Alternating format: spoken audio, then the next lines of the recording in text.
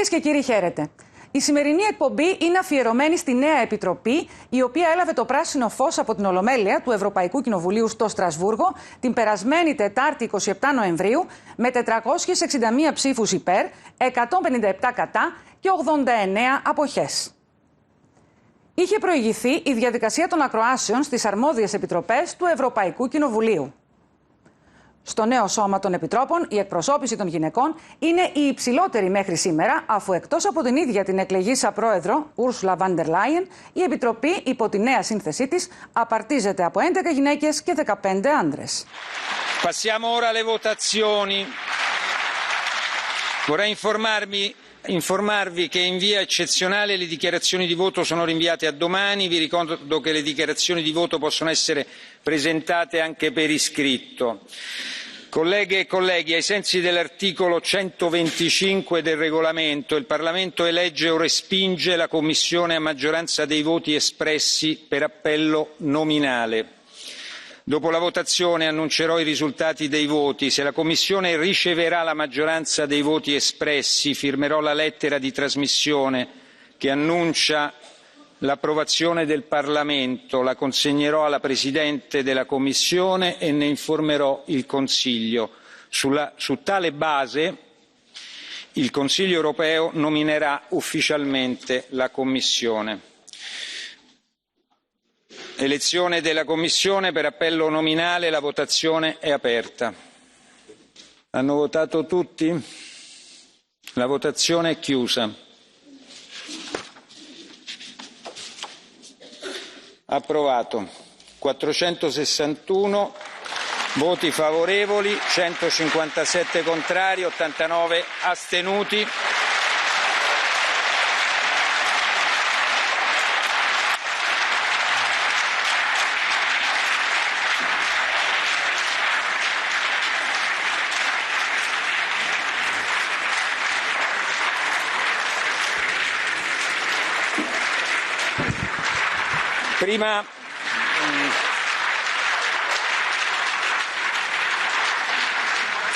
Prima di firmare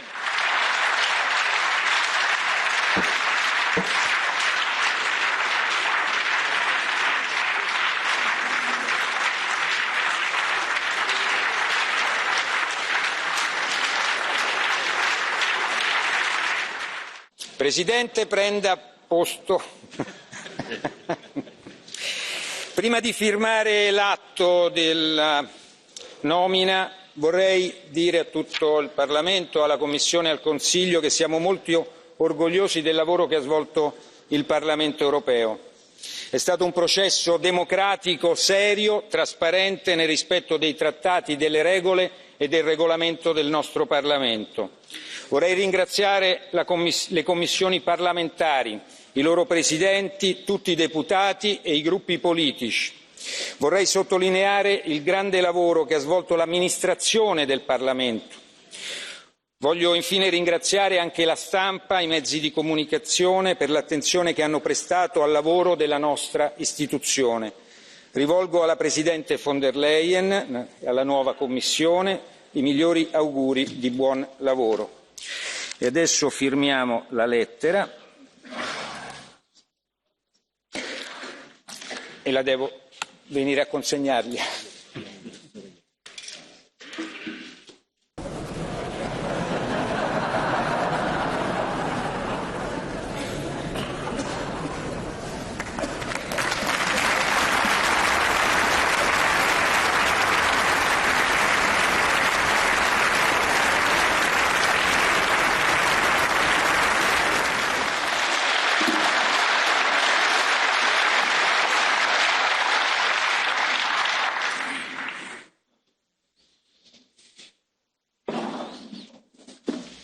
The 27th of November, and exactly 30 years ago, the clock strikes 12, church bells ring, sirens blare, workers down tools, factories, mines and shops empty as the streets fill up with dance and hope.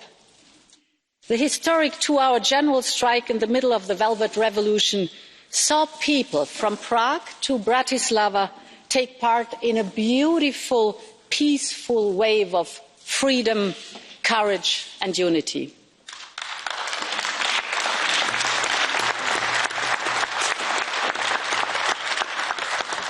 For me, these 2 hours go to the heart of what the European Union has always meant. It is not only about parties and politics, rules or regulations, markets or currencies. It is ultimately, and above all else, about people and their aspirations. It is about people standing together for their liberty, for their values, simply for a better future. There is one quote from the great Václav Havel, one of the heroes of 1989, that stands out for me when I look ahead to the future. He said, "Work for something because it is good, not just because it stands a chance to succeed." I chose this quote because over the next 5 years, our union will embark together on a transformation which will touch every part of our society and of our economy. And we will do it because it is the right thing to do, not because it will be easy.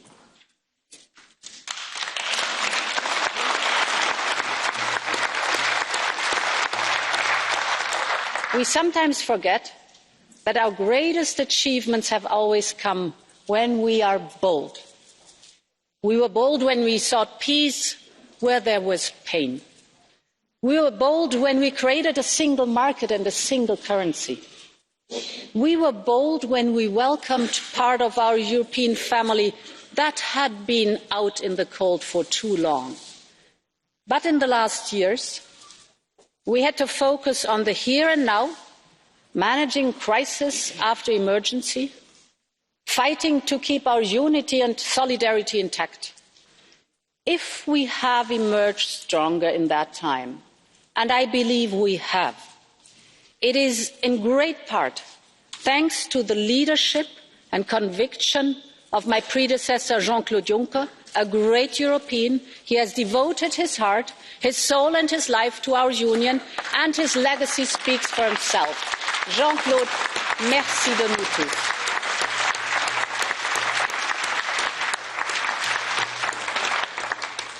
Mesdames et Messieurs les membres du Parlement européen, il y a 4 mois que vous avez m'accordé votre confiance. Depuis, j'ai rencontré tous les groupes politiques et tous les chefs d'État et de gouvernement. Ensemble, nous avons formé une équipe européenne exceptionnelle. Vous, les membres du Parlement, avez auditionné chacun d'entre nous. Je vous avais promis de vous écouter et c'est exactement ce que j'ai fait et je continuerai de le faire accompagné de Maroš Šefčovič et tous les autres membres du collège. Nous avons souvent été d'accord et oui, parfois nous n'étions pas d'accord, mais ça c'est la démocratie à l'œuvre. Aujourd'hui, ici, au cœur de cette démocratie européenne, je demande votre soutien pour un nouveau départ de l'Europe. Honourable members, the team you are voting on today come from different cultures, countries, and have different backgrounds and political colours. We have teachers and farmers, mayors and ministers, doctors and diplomats, engineers and entrepreneurs. We have those born before the Berlin Wall was built and those born after it was torn down. Those who lived in dictatorship and those who helped young democracies join our union. It is a team with almost as many women as men, only one woman away from gender balance. This shows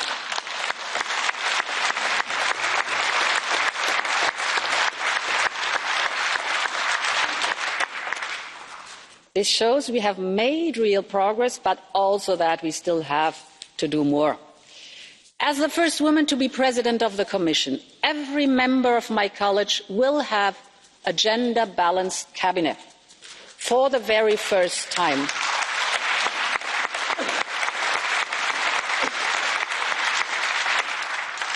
And by the end of our mandate, we will have gender equality at all levels of management for the very first time, and this will change the face of the Commission. Every member of my team will bring their own personal stories and perspectives on Europe. They will have their own policies and priorities to manage, but all together we will be one team that works in the common European interest.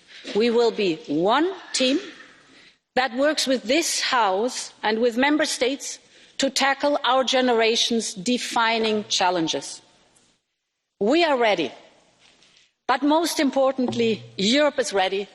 My message is simple. Let's get to work.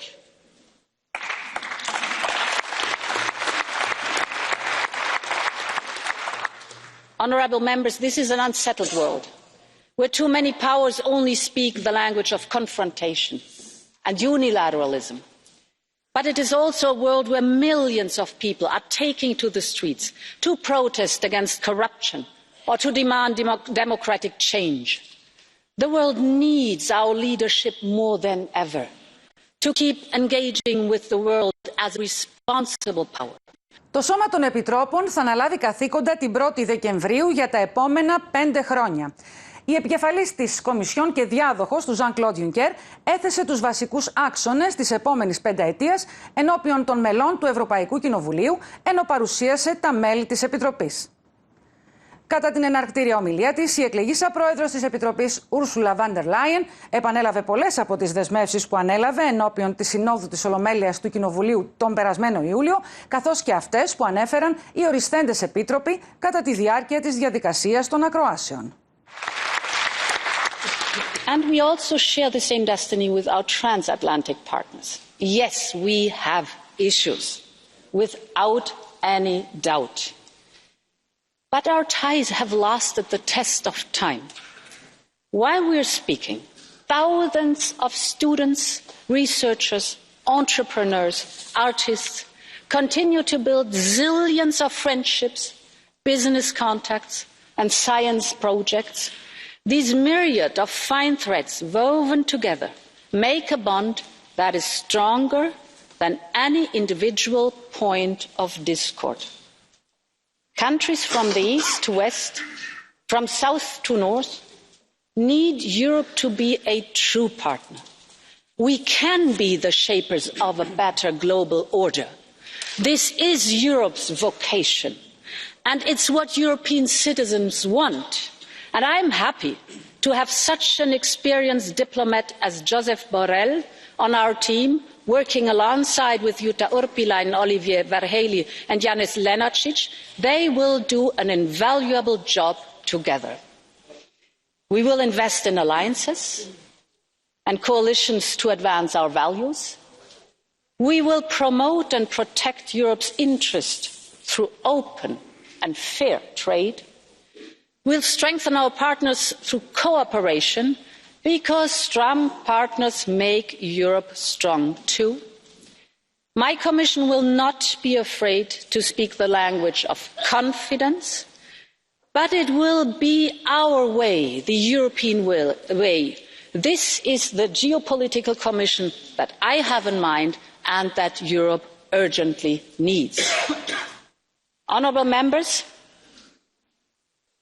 if there's one area the world needs our leadership, it is on protecting our climate. This is an existential issue for Europe and for the world. How can it not be existential when 85% of people in extreme poverty live in the 20 countries most vulnerable to climate change? How can it not be existential when we see Venice underwater, Portugal's forests on fire, Lithuania's harvests cut by half because of droughts, This has happened before without any question, but never with that frequency and with that intensity. And we do not have a moment to waste anymore on fighting climate change.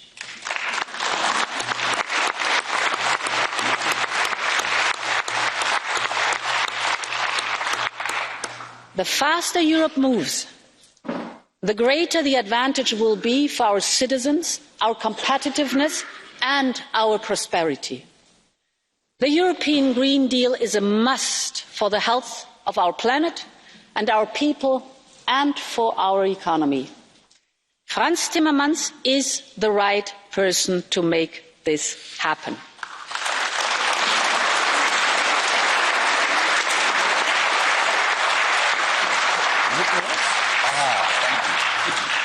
And I'm delighted that he will be supported by Kadri Simpson, Adina Vălean, and many others. The European Green Deal is our new growth strategy. It will help us cut emissions while creating jobs. At the core of it will be an industrial strategy that enables our business, big and small, to innovate and to develop new technologies while creating new markets. We will be global standard setters.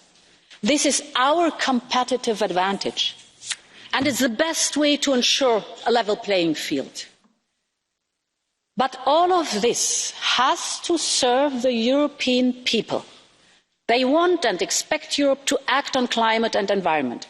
But they also need affordable, clean and secure energy. They need to be skilled to work on the jobs of tomorrow. They need to commute to these new jobs or to be connected from home. And we have to make sure that those needs are fulfilled in a sustainable way. It is a generational transition towards climate neutrality by mid-century. But this transition must be just and inclusive, or it will not happen at all.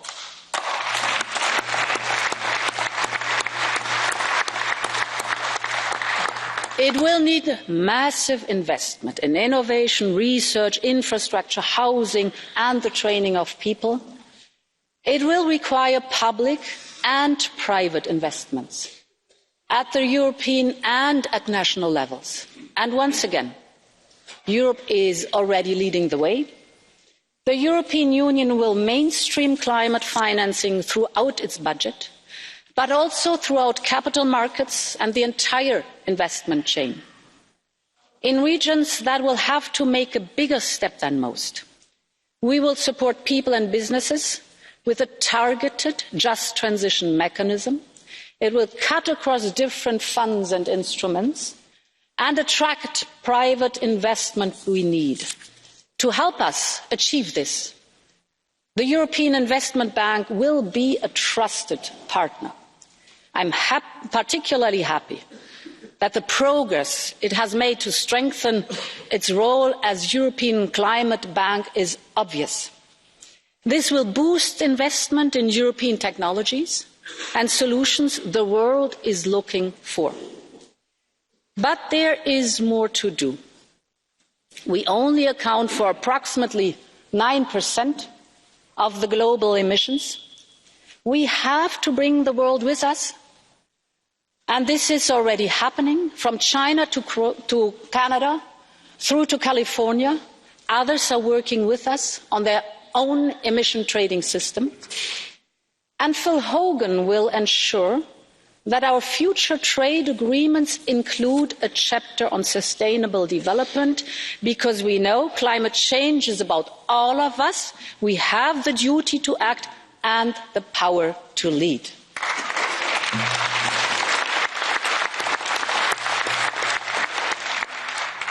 Meine Damen und Herren, die Digitalisierung ermöglicht Dinge, die noch vor einer Generation undenkbar waren. Weltweit miteinander kommunizieren, Zugang zu Informationen, Fortschritte in Medizin, Umweltschutz, Mobilität, Inklusion. Es gibt keine Zukunft ohne Digitalisierung. Und Margarete Vestager ist diejenige, die uns auf diesem Weg weiterbringen wird.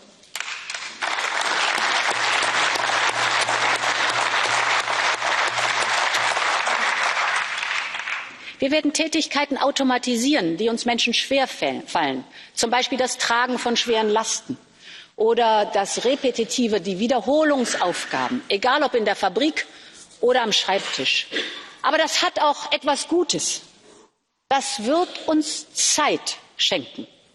Zeit für das, was uns Menschen auszeichnet und was Computer eben nicht können. Empathie und Kreativität. Der Pflegeroboter kann zum Beispiel beim Umbetten helfen. Und die Digitalisierung kann bei den Verwaltungsaufgaben helfen. Aber immer mit einem Ziel.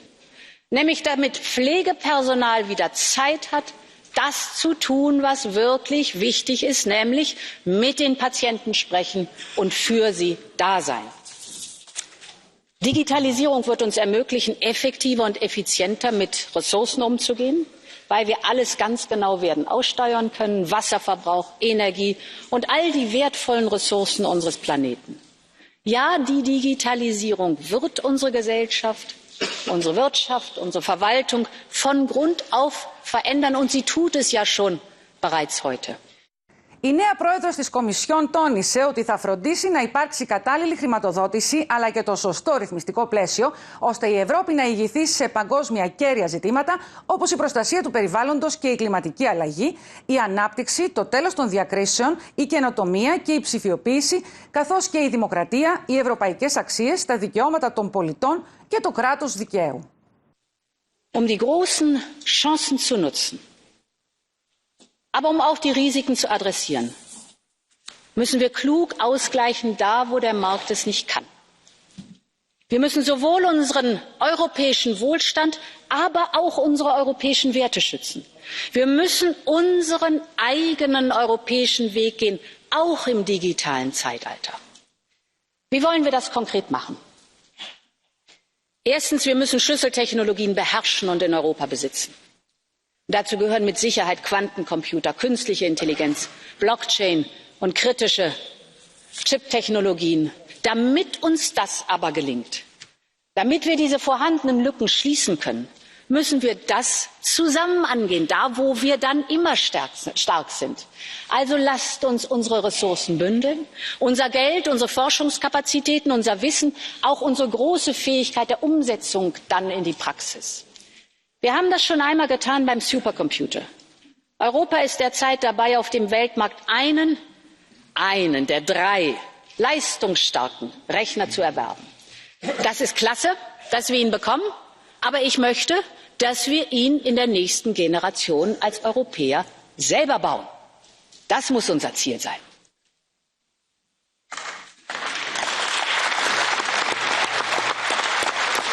Europa hat alle Wissenschaftler und industriellen Kapazitäten, um auf diesen Feldern wettbewerbsfähig zu sein. Lassen wir uns das nicht kleinreden, weder von außen noch wir selber. Denn klar, Innovation braucht kluge Köpfe, gar keine Frage. Aber Innovation braucht auch Diversität. Innovation braucht Freiräume, um zu denken. All das haben wir hier in Europa. Die Menschen wollen hier leben. Sie wollen hier forschen. Sie wollen hier ihre Zukunft gestalten.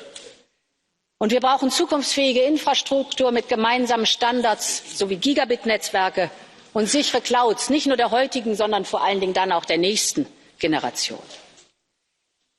Das Rohmaterial der Digitalisierung, das sind die Daten. Mit jedem Klick, den wir hier in Europa tun, füttern wir Algorithmen, meistens welche eher transatlantisch, die wiederum unser Verhalten beeinflussen. Das ist kein guter Zustand.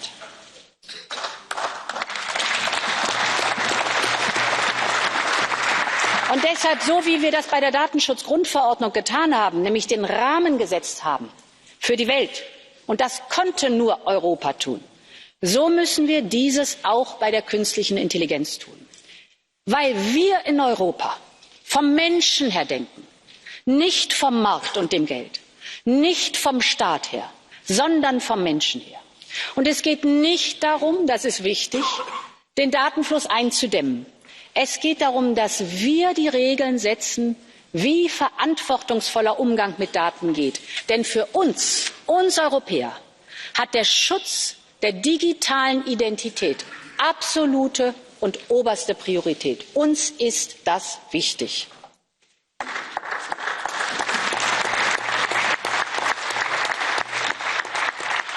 Und gleichzeitig wollen wir Innovation. Heute werden 85% aller nicht personenbezogenen Daten, 85%, nicht ein einziges Mal genutzt.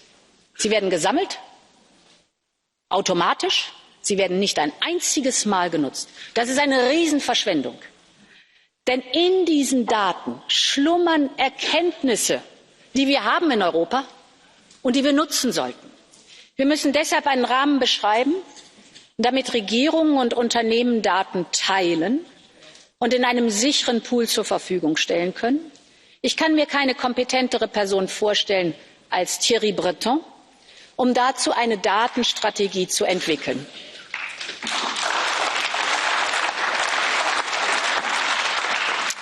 Ja, und dann gibt es das Thema Cybersicherheit. Das ist die Kehrseite von Digitalisierung, also ist es für uns auch Priorität. Wir brauchen für die Wettbewerbsfähigkeit der europäischen Unternehmen höchste Sicherheitsanforderungen und eine einheitliche europäische Vorgehensweise. Dazu müssen wir Wissen über die Gefahren teilen, nicht need to know, aber need to share.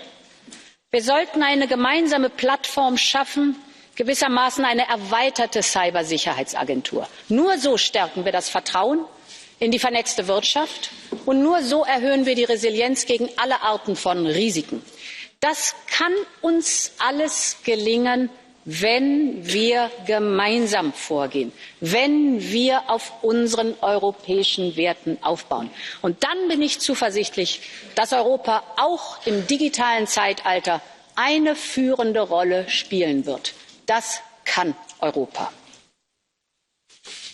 Honourable members, Europe has a lot to be proud of.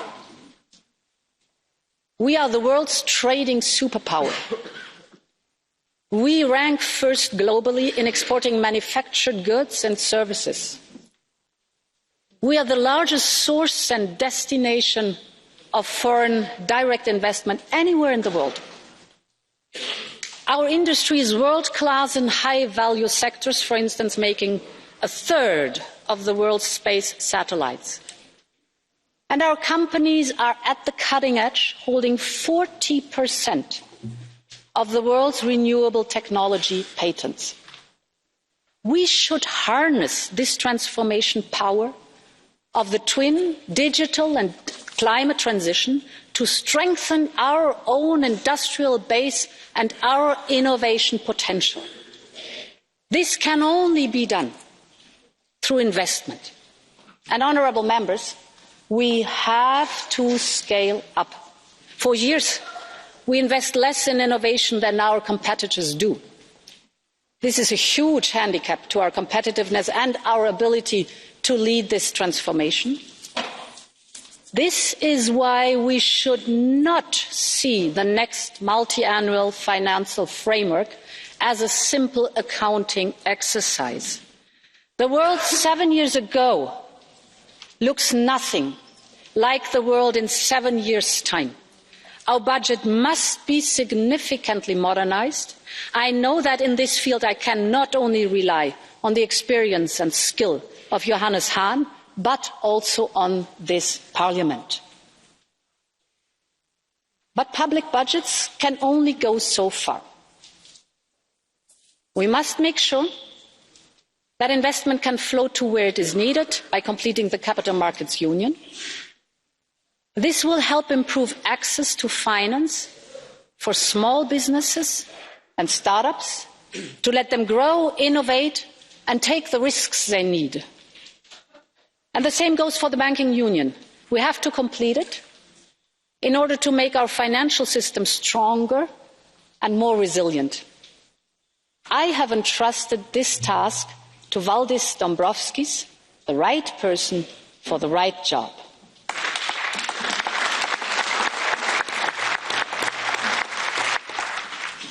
he will make sure our economy works for people. Quality jobs, equal opportunities, fair working conditions and inclusion. He knows that we need sound public finances for sustainable growth. And he will drive our competitiveness and our sustainability. They go hand in hand. We should never forget that competitive sustainability has always been at the heart of our social market economy. We just called it differently. Think of the family-owned business all across our European Union. They were not built on solely shareholder values or the next bonuses. They were built to last, to pass down generations, to provide a fair living for the employees. They were built on passion for quality, tradition and innovation. The things we make today may have changed, but we must rediscover our competitive sustainability, dear friends here in this high house. It was in this spirit that each and every member state committed to the United Nations Sustainable Development Goals. And it is in this spirit that Paolo Gentiloni will oversee the implementation of the goals. He believes in it, and I believe in him.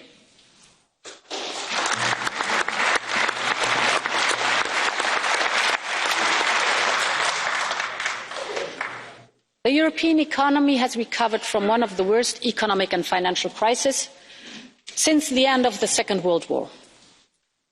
The labour market remains strong, and unemployment continues to fall. However, with clouds forming on the horizon, Europe should prepare for what is ahead. We need to rely on what makes us strong, our single market, our single currency. It is high time to complete our economic and monetary union, to deliver growth and jobs by increasing macroeconomic resilience. We must use the flexibility allowed under the Stability and Growth Pact to give the time and the space for our economies to grow. And at the same time, we must support member states with targeted investments and structural reforms. I cannot think of a better person to lead this work than Elisa Ferreira. Στις προτεραιότητες της νέας Επιτροπής αναφέρθηκε και ο Έλληνας Επίτροπος Μαργαρίτης Σχοινάς, αρμόδιος για την προώθηση του ευρωπαϊκού τρόπου ζωής, ο οποίος αναλαμβάνει και αντιπροεδρία στην Κομισιόν. Θέση που ανατίθεται για πρώτη φορά σε Έλληνα Επίτροπο. Η καινούργια Επιτροπή έλαβε μια σαφέστατη, καθαρή, δημοκρατική εντολή σήμερα από το Ευρωπαϊκό Κοινοβούλιο. Μια ψήφο εμπιστοσύνης θετική, μια από τις μεγαλύτερες, 461 ψήφοι που είναι ένα από τα υψηλότερα ποσοστά αποδοχής σε ανάλογες διαδικασίες.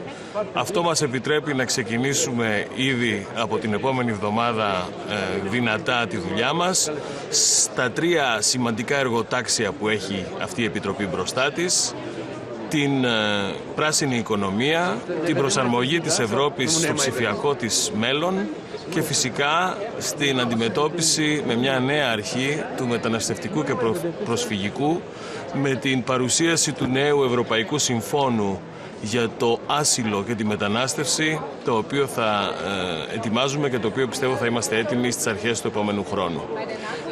Ακριβώς όπως είπε και η Πρόεδρος σήμερα στην ομιλία της Ολομέλεια, για να δείξουμε την εμπιστοσύνη με την οποία η νέα ομάδα κοιτάει το μέλλον της και την ικανότητά της να ανταπεξέλθει σε αυτές τις δυσκολίες, θα ξεκινήσουμε με την αρμόδια Επίτροπο την πρώτη μας επίσκεψη στην Αθήνα την επόμενη εβδομάδα στις 5 Δεκεμβρίου, ακριβώς για να συμβολήσουμε στην πράξη την αποφασιστικότητά μας για να προχωρήσουμε γρήγορα και αποφασιστικά μπροστά σε μια συνεκτική αντιμετώπιση του μεταναστευτικού και του προσφυγικού προβλήματος.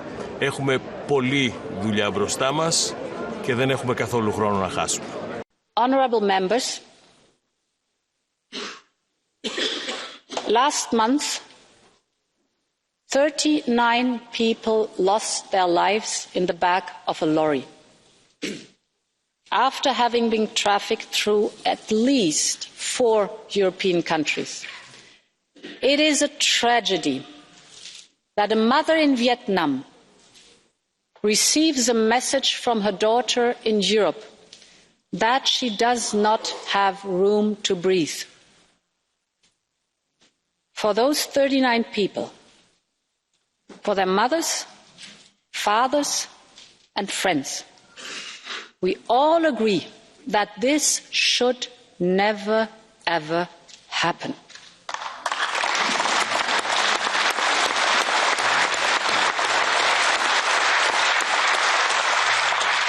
People expect Europe to find common solution to the shared challenge of migration. This is an issue that has divided us, but we should step forward. We need solutions that work for all. This is the task that I have entrusted to Marbeitti Schina and Ylva Johansson. With their different skills and perspectives, they will form a formidable team.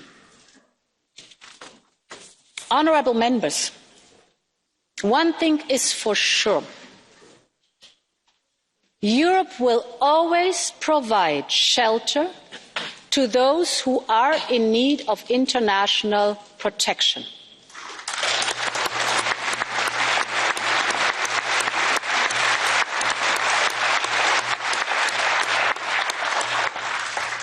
And it is in our interest that those who stay are integrated in our society.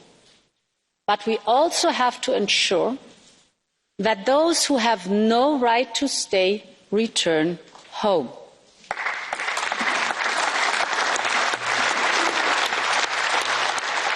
We have to break the cruel business model of smugglers.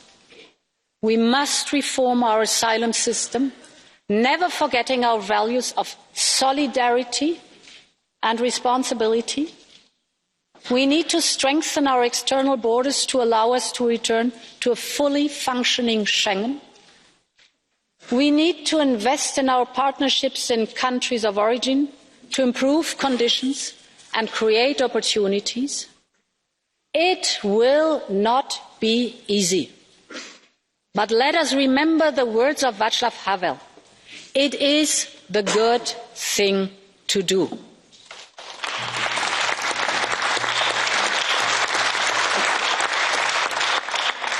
Migration will not go away, it will stay with us.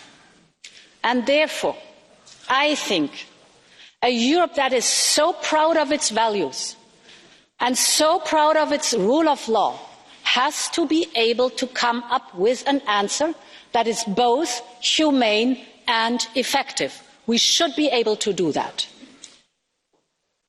And that the same team of Marbeitti Schina and Ylva Johansson will also be responsible for strengthening our internal security. They will ensure that law enforcement cooperation can deal with new and emerging threats, and they will make sure that Europol, our best tool to fight crime, is fit for purpose. Η νέα πρόεδρος της Κομισιόν επιβεβαίωσε επίσης μια αλλαγή χαρτοφυλακίου που είχαν ζητήσει οι ευρωβουλευτές μετά τις ακροάσεις των οριστέντων επιτρόπων, κατά τις οποίες διαπιστώθηκε η καταλληλότητα των υποψηφίων για τα χαρτοφυλάκια τους και το σώμα των επιτρόπων. Πριν την εκλογή της Επιτροπής, οι πολιτικές ομάδες διοργάνωσαν σύντομες συσκέψεις για να αποφασίσουν για τη στάση τους κατά την ψηφοφορία. Ας παρακολουθήσουμε αποσπάσματα από τις τοποθετήσεις των προέδρων των πολιτικών ομάδων στην αίθουσα της Ολομέλειας του Ευρωπαϊκού Κοινοβουλίου. Last weeks were prime time for us as European Parliament. We checked all the candidates proposed by the member states, whether they are ready for the job. Not everybody was ready for the job, but finally we have now commissioners in front of us who the responsible committee gave the green light. The EPP was always insisting during the whole period in a transparent and fair procedure. The Ursula, the last weeks and months were challenging for you, but you finally were very successful. You worked hard and presented us today your new college, the team for the leadership for Europe. Together we delivered, and today, hopefully with the full support of this House, we can also give the new Commission a strong democratic legitimacy. One of the key achievements of your team is the better gender balance, the improvement of gender balance. We have more female commissioners than ever before. And I'm proud to say, as an EPP responsible politician, that from the EPP part of the college, we have 50% women. So we achieved our goal to get a 50% balance. Others still have to work on this. And we brought as EPP the first female Commission President in office. So for us, it's not only about Sunday speeches. For us, we deliver when it is about gender balance. And we have a good mixture from experienced colleagues like Johannes Hahn, like Phil Hogan, Valdis Dombrovskis and Maria Gabriel. We have new commissioners like Stella Kyriakidis, Margaritis Schhoinas and Oliver Verhely. And we have two colleagues who served over years in the European Parliament, Adina Valian and Dubravka Suica. So from our team as EPP, we have a good mixture and we count on their contribution. Dear colleagues, my group, the European People's Party, got in the last elections 40 million votes. And we have now the responsibility to deliver what our people, our voters ask us to do. As biggest parties in Europe, in the European Parliament, in the group, we want to deliver now. In 2024, we will have implemented an ambitious and smart climate policy based on innovation, without attacking farmers and without doing politics against the industry. In 2024, we will have achieved that the European Union will have a master plan against cancer. We will have achieved in 2024 to build up 5 million new jobs, and we have to stop brain drain between East and West. In 2024, we will have agreed on further trade agreements. When Trump is building up trade walls, we as Europeans have to build up trade bridges. And in 2024, we will have transformed Europol in a full European FBI, where the mafia and the organised crime is really under pressure. In 2024, we will have defined the final borders of Europe. Turkey is a strong partner, but Turkey cannot become a member of the European Union. And in 2024, we will have established a strong European border and coast guard with at least 10,000 Frontex officers to protect our borders. The state decides who is arriving in Europe and not the smugglers decide. That is what we have in mind when we speak about delivering. That's why the European People's Party will today vote in favour of the Commission. Let's start now to deliver our promises. Señora von der Leyen, en julio le dimos un voto de confianza, a pesar de que no era nuestra candidata, porque se comprometió a incluir en su programa de trabajo unas prioridades que para nosotros son fundamentales. Usted aceptó hacer de la transformación ecológica el gran eje de la próxima legislatura y además se comprometió a hacerlo de una manera justa, sin dejar a nadie atrás. Nosotros queremos comenzar a trabajar cuanto antes, pero necesitamos tener la seguridad de que no nos defraudará. Antes de que comenzaran las audiciones, los socialistas y demócratas coincidimos nuestro voto final a que ese gran objetivo de la sostenibilidad medioambiental, económica y social se materialice con medidas muy concretas que transformen y mejoren la vida de nuestra ciudadanía. Para eso estamos aquí. Para eso nos han elegido. Por eso, y para garantizar la competencia de todos y cada uno de los comisarios y comisarias, mi grupo político ha actuado con responsabilidad y exigencia durante las audiciones a los 26 comisarios que van a formar de su futuro colegio. Porque esta vez no podemos fallar. No podemos fallar a los jóvenes que se manifiestan cada viernes para decirnos que el planeta y su futuro están en juego. No podemos fallar a las mujeres y por eso, gracias a nuestra presión, se ha empleado a fondo para lograr la comisión más paritaria de la historia. Nuestro grupo seguirá dando la batalla por la igualdad de género, no solo en el número de cargos, sino también en las políticas que se deben llevar a cabo. Una de ellas debería ser intentar acabar con la lacra de la violencia machista con una directiva europea. Como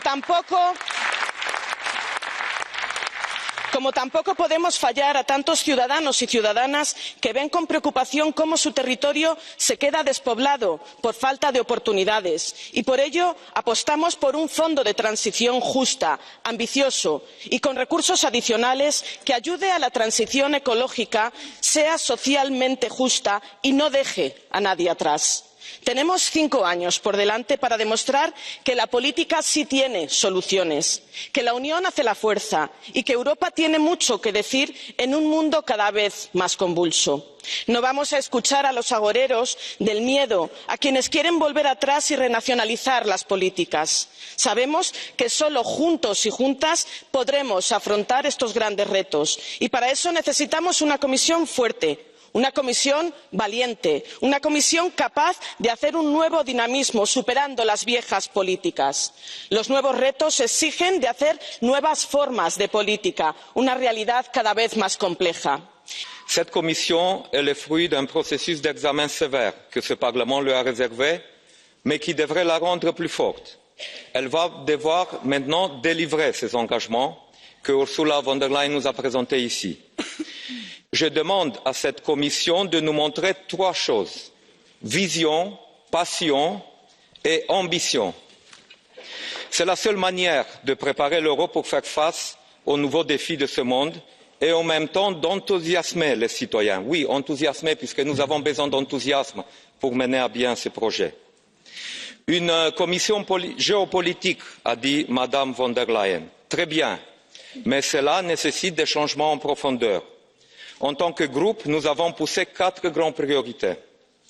Premièrement, nous avons l'ambition de faire de l'Europe le premier continent neutre en carbone en 2050, mais avec une économie prête à relever ces défis.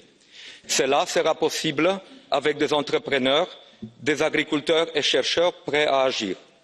Investissons donc dans la transition avec un Just Transition Fund et une banque pour le climat, et avec un budget qui est à la hauteur de cette tâche. Deuxièmement, le digital transforme déjà notre société, avec des opportunités considérables pour les citoyens, pour notre économie, mais aussi avec des risques. Face à cette évolution, construisons donc des compagnies leaders dans ce domaine et aidons notre petites et moyennes entreprises en facilitant l'accès au financement, avec un cadre réglementaire pour l'intelligence artificielle, y compris avec une réelle stratégie européenne pour les données. Et j'en suis sûr que Margrethe Vestager et Thierry Breton seront à la hauteur de cette tâche. Troisièmement, l'Europe, dans 5 ans, parlera-t-elle encore sur un pied d'égalité avec la Chine et les États-Unis? Sera-t-elle encore une voix entendue en Afrique? Nous devons aussi montrer que nous sommes capables de gérer une politique d'asile et de migration à la hauteur de nos valeurs et de construire une politique commerciale tout en ayant des clauses de durabilité mises en œuvre de manière effective et une vraie Europe de la défense, mais ouverte sur ces partenariats. Et pour tout cela, nous devons reconnecter les citoyens à l'Europe. Nous voulons une démocratie européenne qui ne se résume pas à des élections tous les 5 ans, mais où chacun se sent partie prenante. Et c'est exactement la tâche de la conférence sur l'avenir de l'Europe dont mon groupe sera un moteur. C'est le moyen pour enlever les obstacles institutionnels qui empêchent l'Union d'agir comme elle le doit. Le syndrome de too little, too late doit être éradiqué une fois pour toutes. Sinon, ce ne sera pas M. Skinas avec son portefeuille, mais avec les Américains ou pire encore les Chinois qui vont décider demain de notre mode de vie. Where right now, if we look around us, thousands of people are drowning at our borders. More than 5 women get killed by their partners every day. And a union where some of the member states are turning away from these basic values of democracy, of rule of law, and of freedom that so many of the European citizens have fought so hard for. A union that risks to fail in the face of the climate crisis and thereby risking the livelihood of the younger generation and future generations. But it's also a union with a great potential to be the front runner for climate protection, to be the place of innovation and for visionaries, the continent that would stand up for its values and for human rights, be it at home or be it in the world. So today the question is, will the new Commission, will you be ready to fulfill those potentials? Will you be able to meet the challenges of the environmental, social and democratic crisis that we do have in Europe right now? And this will take courage. It will take conviction. And during the hearings, we've heard conviction in some of you, but not in all of you and not in all topics. How, for example, is the Commission going to deliver an ambitious climate protection programme if there is no will to change the agricultural and the trade policy? I can tell you that this is not going to work. Green headlines are just not enough. We need an ambitious content. We need an ambitious agenda. And without a deep reform of the agricultural policy and of the trade agenda, any climate policy must remain half-hearted. And we just don't have the time for that.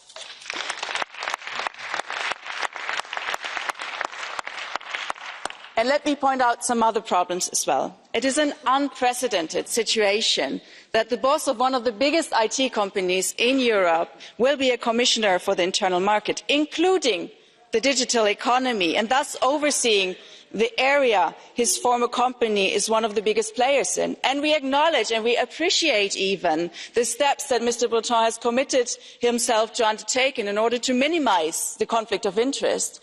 But we do think that the conflict of interest here is inherent in his portfolio, and he didn't have a voice over that. But we do think that this is a big, big problem and that the digital market should have been removed from his portfolio. And as Greens, we cannot accept this sort of conflict of interest, which risks our reputation as EU institutions. Another big problem lies, unfortunately, with our Commissioner from Hungary, sent to us with best regards from Mr. Orban. And how can somebody who represents a government that is constantly undermining and breaking EU law and values, how can someone like that be telling countries that want to join the European Union that they absolutely have to follow rule of law and European laws? That is cynical. Les débats de la campagne européenne, droite et gauche ont pu donner l'illusion de désaccord quant à l'orientation à donner à l'Union européenne. Mais aujourd'hui, par une conjuration d'intérêts, vous allez, mes chers collègues, élire une commission qui s'inscrit dans la continuité de la précédente. Le jeu de chaises musicales des postes de commissaires auxquels nous avons assisté ces dernières semaines n'y fera rien. Un bon commissaire est avant tout un homme ou une femme qui doit pouvoir rentrer sans broncher dans le moule des réglementations et des procédures dont seule Bruxelles a le secret. L'émergence sur tout le continent de forces politiques défendant l'intérêt des peuples et des nations aurait dû vous pousser à revoir votre copie et à rompre avec les logiques totalement obsolètes que vous allez pourtant prolonger. Traité de libre-échange, concurrence déloyale, travail détaché, libéralisation de nos services publics, mirage d'une Europe fédérale et bien sûr laxisme migratoire. Autant de mots auxquels vous resterez sourds, embarqués dans une machine infernale, technocratique, sans frontières et sans âme. Esiste però un punto di partenza che viene ignorato, addirittura esaltato e enfatizzato, il lavoro della Commissione Juncker. Ecco, questo è il primo punto di dissenso sul quale noi esprimiamo un giudizio totalmente negativo, perché è una Commissione che in questi 5 anni ha avuto un'azione politica talmente lenta nel trovare le soluzioni che quando qualche volta le ha trovate è arrivata con i problemi totalmente e profondamente cambiati. E quindi dobbiamo ragionare anche sulla questione politica che ha determinato questo, una questione che torna a fasi alterne. Ieri una proposta di un documento da parte della Francia e della Germania tornano allo schema precedente, cioè a quello della gestione della Commissione Juncker, cioè esattamente quella impostazione che ha portato questi risultati negativi. E a questo si aggiunge una seconda questione che è altrettanto importante rispetto a questo: le differenze che hanno caratterizzato degli scontri politici nei giorni scorsi, nei mesi scorsi, anche tra Francia e Germania, e non su questioni di poco conto, perché avere un approccio diverso, critico o polemico o alternativo alla Nato, signora Presidente, non è la stessa cosa all'interno di queste istituzioni. Dobbiamo chiarirle queste posizioni. Sie haben heute und auch in den vergangenen Monaten immer allen alles Mögliche versprochen. So ist die Rede von Investitionen von bis zu 1 Billion in einen Green New Deal und gleichzeitig reden Sie von massiven Investitionen in den digitalen Umbau von Wirtschaft und Gesellschaft. Doch haben Sie bislang den darin innewohnenden Widerspruch in all diesen Aussagen nicht auflösen können? Wie wollen Sie Ihre politischen Vorhaben umsetzen, wenn Sie an der falschen Spar- und Kürzungspolitik festhalten? Frau von der Leyen, Sie werden mit Ihrem politischen Programm scheitern, wenn die Austeritätspolitik nicht beendet wird und die Staaten endlich wieder Θα πρέπει να σημειωθεί ότι κατά τη διάρκεια της ψηφοφορίας για τη νέα Κομισιόν υπήρξαν διαφοροποιήσεις στην ομάδα των Ευρωβουλευτών του ΣΥΡΙΖΑ. Μάλιστα, ο επικεφαλής της ομάδας του ΣΥΡΙΖΑ και αντιπρόεδρος του Ευρωπαϊκού Κοινοβουλίου Δημήτρης Παπαδημούλης τόνισε ότι η Ευρωομάδα δεν θέλει την Κομισιόν να είναι όμηρος των Όρμπαν και Σαλβίνη, σημειώνοντας μεταξύ άλλων ότι χρειαζόμαστε πιο φιλόδοξους στόχους και για την αντιμετώπιση της κλιματικής αλλαγής και για την αντιμετώπιση της διαφθοράς και της αδιαφάνειας. Τη νέα Ευρωπαϊκή Επιτροπή υπό την Ούρσουλα Λάιεν καταψήφισαν ο Κώστας Αρβανίτης, ο Στέλιος Κούλογλου και η Έλενα Κουντουρά. Πάντως, ο Ευρωβουλευτής του ΣΥΡΙΖΑ, Πέτρος Κόκαλης, ψήφισε υπέρ της Επιτροπής, ενώ ο Αλέξης Γεωργούλης απήχε από την ψηφοφορία. Για αντιευρωπαϊκή στάση, κατηγόρησε την αξιωματική αντιπολίτευση η κυβέρνηση, σημειώνοντας ότι καταψηφίζει τη νέα Ευρωπαϊκή Επιτροπή στην Ολομέλεια του Ευρωπαϊκού Κοινοβουλίου στο Στρασβούργο, παρέα με τη Χρυσή Αυγή, την Ευρωπαϊκή Ενωτική Αριστερά και τη Λεπέν. Ας παρακολουθήσουμε χαρακτηριστικά αποσπάσματα από τις τοποθετήσεις Ελλήνων Ευρωβουλευτών. Κυρία Φοντερ Λάιεν, Πρόεδρε της Νέας Ευρωπαϊκής Επιτροπής, η ψήφος μας που σας δίνουμε σήμερα είναι ψήφος εμπιστοσύνης. Είναι ψήφος εμπιστοσύνης στην Πράσινη Συμφωνία που μπορεί να αποτελέσει την αιτία για την αλλαγή της οικονομίας και της ζωής μας στην Ευρωπαϊκή Ένωση. Αρκεί να συμφωνήσουμε εδώ ότι χρειάζεται γενναία χρηματοδότηση, συμμετοχή του ιδιωτικού τομέα και ενθάρρυνση με όλα τα διαθέσιμα μέσα που έχουμε για την καινοτομία. Μαζί με την Ευρώπη που θα πάει μπροστά, που θα είναι η πρώτη ήπειρος με μηδενικό ανθρακικό αποτύπωμα το 2050, υπάρχει όμως και η Ευρώπη που εξαρτάται από τον άνθρακα και δεν πρέπει να μείνει πίσω. Οι χιλιάδες οικογένειες στις 41 περιφέρειες που εξαρτώνται από τον άνθρακα, στη Δυτική Μακεδονία, στη Μεγαλόπολη, περιμένουν από εσάς σήμερα να υποστηριχθούν, να έχουν τη διαβεβαίωση ότι θα έχουν πολλές και βιώσιμες δουλειές στις οποίες μπορούν να ανταποκριθούν. Η δίκαιη μετάβαση που θα βασιστεί στο Ταμείο Δίκαιης Μετάβασης οφείλει να είναι στην κορυφή της ατζέντας σας. Σας ευχαριστώ. Κυρία Φόντερ Λάιεν, θα καταψηφίσω τη νέα Κομισιόν και το πρόγραμμά της, γιατί πιστεύω ότι οι στόχοι που θέσατε είναι αδύνατον να πραγματοποιηθούν με έναν προϋπολογισμό μόνο 1% του Ευρωπαϊκού ΑΕΠ. Γιατί διαφωνώ με τις περικοπές τις μεγάλες που κάνει η Κομισιόν στις πολιτικές για την κοινωνική και περιφερειακή συνοχή και την κοινή αγροτική πολιτική. Γιατί θεωρώ ντροπή η Ευρωπαϊκή Ένωση να έχει παραλύσει και να μην μπορεί να δώσει μια ευρωπαϊκή απάντηση στηριγμένη στην ανθρωπιά και στο κράτος δικαίου στο θέμα το προσφυγικό. Γιατί δεν θέλω η Κομισιόν να είναι όμηρος των κυρίων Όρμπαν και Σαλβίνη. Και γιατί πιστεύω ότι χρειαζόμαστε πιο φιλόδοξους στόχους και για την αντιμετώπιση της κλιματικής αλλαγής και για την αντιμετώπιση της διαφθοράς και για την αντιμετώπιση της αδιαφάνειας. Γι' αυτό η Ευρωομάδα της Αριστεράς θα καταψηφίσει τη νέα Κομισιόν και θα ασκεί επικοδομητική, αυστηρή αντιπολίτευση επί 5 χρόνια. Κύριε Πρόεδρε, είχατε πραγματικά μια εξαιρετική σκηνική παρουσία. Υποσχεθήκατε τα πάντα στους πάντες, μάλλον όχι στους πάντες, αλλά σε συγκεκριμένα συμφέροντα και σε συγκεκριμένες πολιτικές απόψεις. Μας είπατε για στρατικοποίηση της Ευρώπης, για το περιβάλλον έχουμε εντελώς διαφορετική άποψη για εσάς. Δεν μιλήσατε καθόλου για τα εργατικά δικαιώματα, για τη διαφθορά και τη διαπλοκή. Δεν μας πείσατε για το προσφυγικό. Επιμένετε στον απαράδεκτο για μας τίτλο «Προστασία ή προώθηση ευρωπαϊκού τρόπου ζωής». Δεν ακούσατε καθόλου καμία πολιτική ομάδα εκτός από το κόμμα σας. Δηλαδή, όπως είπε ο κύριος Βέμπερ, έχει το Λαϊκό Κόμμα πρόεδρο στην Κομισιόν. Δεν είναι έτσι. Χρειάζεται σύνθεση. Και με τη σύνθεση δεν τα πάτε και πολύ καλά από ό,τι φαίνεται από την αρχή. Οπότε θα πάμε στο άλλο επίπεδο της δημοκρατίας που είναι η πολιτική σύγκρουση. Καλό κουράγιο. Η νέα Επιτροπή διακρίνεται από τα ίδια αντιδραστικά υλικά που είναι φτιαγμένη και η Ευρωπαϊκή Ένωση. Αφοσίωση στην αντιλαϊκή πολιτική για ευέλικτη εργατική δύναμη ακόμα πιο φτηνή στα ελάχιστα, κατεδάφιση κοινωνικής ασφάλισης, ψίχουλα στην ακραία φτώχεια, χτύπημα της συνδικαλιστικής δράσης, μαζικό φακέλωμα, γενικευμένες απελάσεις προσφύγων και μεταναστών. Σε περίοδο ανεμικής ανάκαμψης και με σημάδια στον ορίζοντα μιας νέας πιθανής συγχρονισμένης κρίσης, προωθούνται τα πράσινα ταμεία και αδρές επιδοτήσεις για τα ψηφιακά, μεγάλα πεδία κερδοφορίας των ομίλων. Και αυτά εν μέσω εμπορικών πολέμων, αντιθέσεων και στο εσωτερικό της Ευρωπαϊκής Ένωσης για τη στάση απέναντι σε ΗΠΑ, Κίνα και Ρωσία, την έκβαση του Brexit, την ένταση της στρατιωτικοποίησης. Συμβολικό και ουσιαστικό ότι επικεφαλής της Επιτροπής επιλέχθηκε η πρώην Υπουργός Πολέμου της Γερμανίας. Ανοίξατε και κλείσατε την ομιλία σας, κυρία Φοντερ Λάιεν, με αντικομουνισμό, δείχνοντας τον αντίπαλό σας, φανερώνοντας αδυναμία και φόβο για την ιστορική αλήθεια και την πάλη των λαών, που θα δυναμώσει ενάντια σε Ευρωπαϊκή Ένωση, κεφάλαιο και κυβερνήσεις για τις σύγχρονες ανάγκες τους. Ας θυμηθούμε όμως ποια ήταν τα αποτελέσματα των προηγούμενων ψηφοφοριών για την έγκριση της Ευρωπαϊκής Επιτροπής. Το 2014 η Επιτροπή Γιούνκερ εξελέγει με 423 ναι, 209 όχι και 67 αποχές σε σύνολο 751 εδρών. Το 2010, κατά την επανεκλογή της, η Επιτροπή Μπαρόζο έλαβε 488 ναι, 137 όχι και 72 αποχές σε σύνολο 736 εδρών.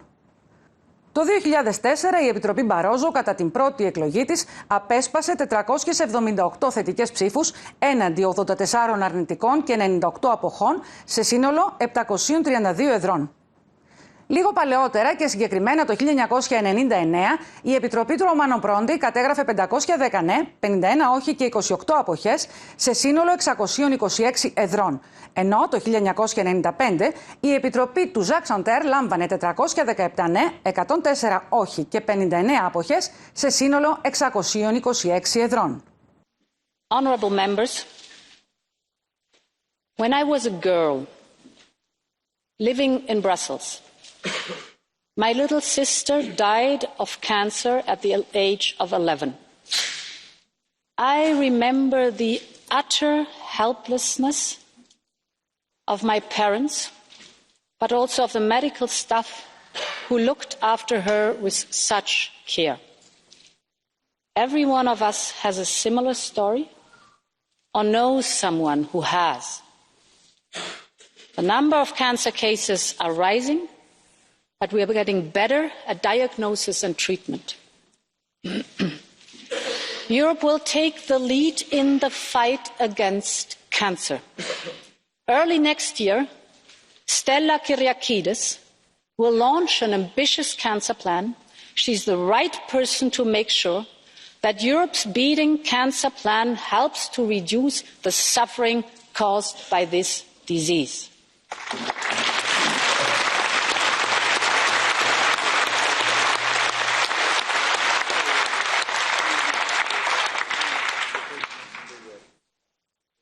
The point is that Europe needs to care for the things people care about. People care about the future of our children and our society. Culture and education are what link our history with our future. This is what makes us unique. Our soul, our culture, our diversity, our heritage. And I know that with Maria Gabriel it is in safe hands.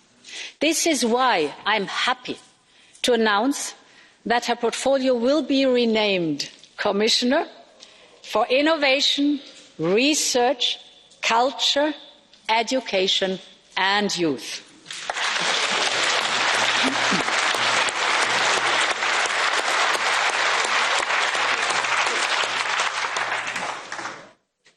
People care about fairness and equality in every sense of the word. This is why I chose Nicolas Schmit to be in charge of implementing our European Pillar of Social Rights and fighting poverty from childhood onwards. He will put forward a framework to ensure that every worker in our union has a fair minimum wage.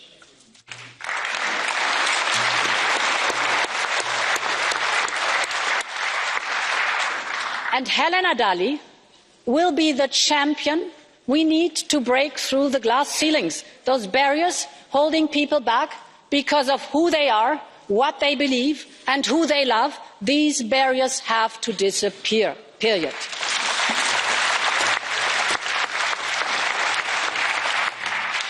People care about their rights, values and freedoms. The rule of law is our foundation, can never be compromised.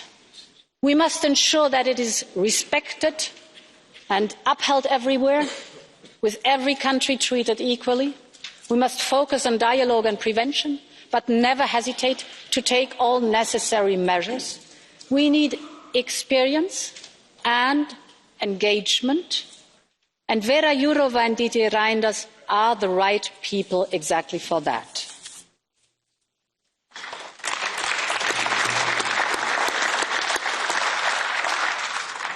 People care about the air they breathe, the water they drink, the food they eat, and the nature they cherish. We can all be happy that Virginijus Sinkevičius will be leading Europe's fight to preserve our biodiversity and oceans while ensuring our coastal and fishing communities can thrive. And we have Janusz Wojciechowski, who will ensure that our farmers can also thrive as they adapt to new realities. The twin transitions, climate and digitalization, will bring changes for all. But let us there be no doubt, farming will remain a valued part of our culture and our future. We need a sustainable farm-to-fork strategy, from capital access to young farmers to the fact that imported food products from third countries must comply with the European Union's environmental standards.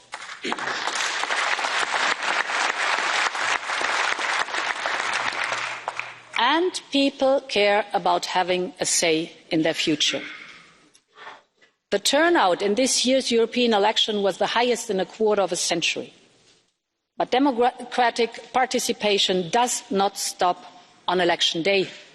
We will mobilise Europe's best energies from all parts of our Union, from all institutions, from all walks of life, to engage in the Conference on the Future of Europe. It should be inclusive for all institutions and citizens, and the European Parliament should have a leading role.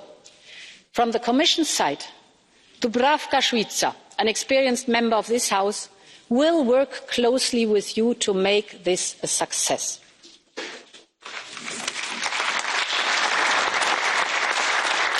Honourable members, we all know that one member of our family intends to leave our Union.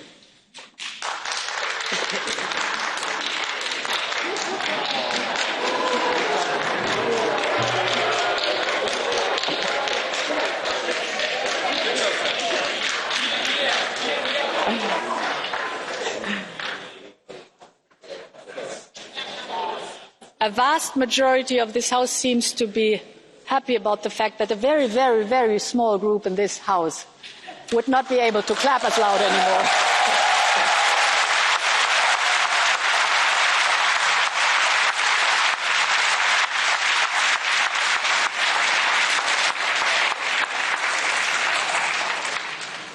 And I've never ever made any secret about the fact that I will always be a Remainer.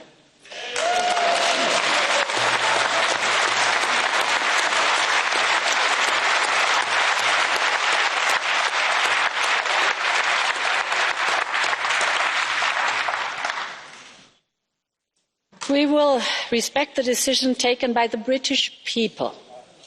We will work closely together to find solutions to common challenges, especially on security matters. But one thing has to be absolutely clear. Whatever the future holds, the bond and the friendship between our people are unbreakable.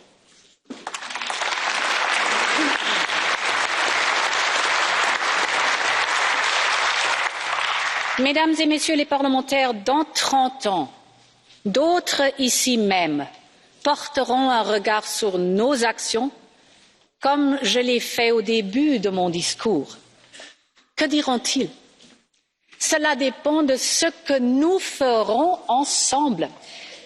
Si nous faisons bien notre travail, l'Europe de 2050 sera le premier continent du monde neutre en carbone. Et elle sera une puissance de premier plan dans la numérique. Elle restera l'économie qui réussit le mieux à assurer l'équilibre entre le marché et le social. Et elle sera chef de file dans la résolution des grands enjeux mondiaux. Le chemin est ardu, mais la tâche n'est pas facile. Mais ensemble, nous pouvons le faire. Inspirons-nous de cet esprit optimiste et volontaire d'il y a 30 ans, qui a fait tomber le rideau de fer. Pour en revenir à Václav Havel, il y a des millions d'Européens qui s'engagent parce que c'est la bonne chose à faire. Il y a ceux qui s'investissent pour renforcer leur communauté. Il y a ceux qui donnent de leur temps pour prendre soin des personnes âgées ou pour nettoyer un parc. Il y a ceux qui sortent dans la rue, mais aussi changent leur style de vie pour protéger le climat.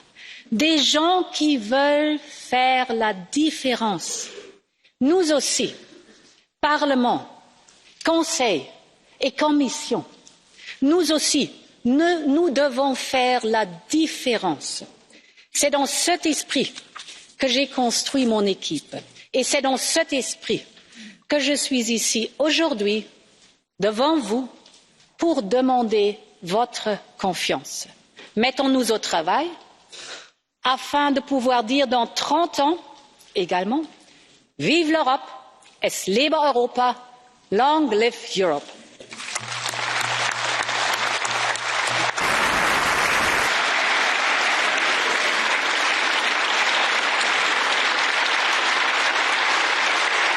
Très bien. Très bien, très bien.